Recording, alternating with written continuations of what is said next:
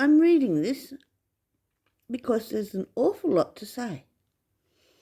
While living aboard a yacht 2 decades ago, we met a 70-year-old man sailing a 21-foot trailer sailor yacht around Australia.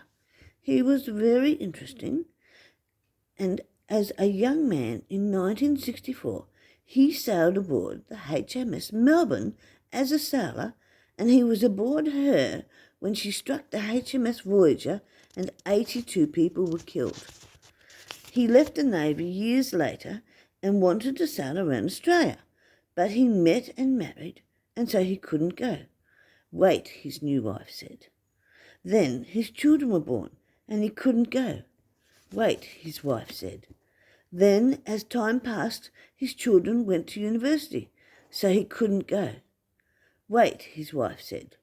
Then his children all left home, and he had grandchildren, and his wife said, wait. At 73, he waited no longer, and he divorced his wife.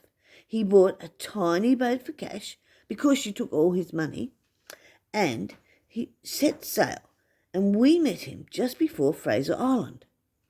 All three of us were having a cuppa, and we had seen a magnificent 1930s, highly varnished bay cruiser under anchor, and so we all hopped in our wooden clinker dinghy and off we went for a sticky beak, hoping to see if the inside was as glorious as the outside.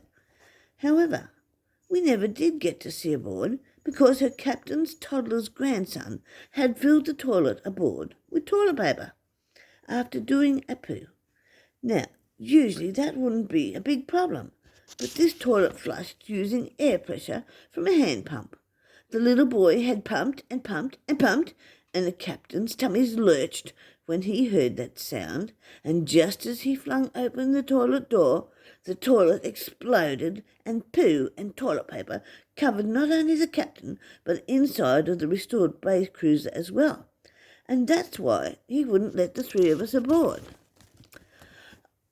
On 2 yachts over the years, we had a lot of adventures with our dear friend, and we met many times. He eventually bought a Roberts 25-foot yacht in Darwin, and as he sailed to Perth, loneliness overwhelmed him, and he tacked around and sailed back to us in Rainbow Beach. He was an extraordinary man, father and sailor, and I can vividly recall all the stories he told me. But I can't remember his name, and neither can Rex. It's driving us bonkers. Ugh!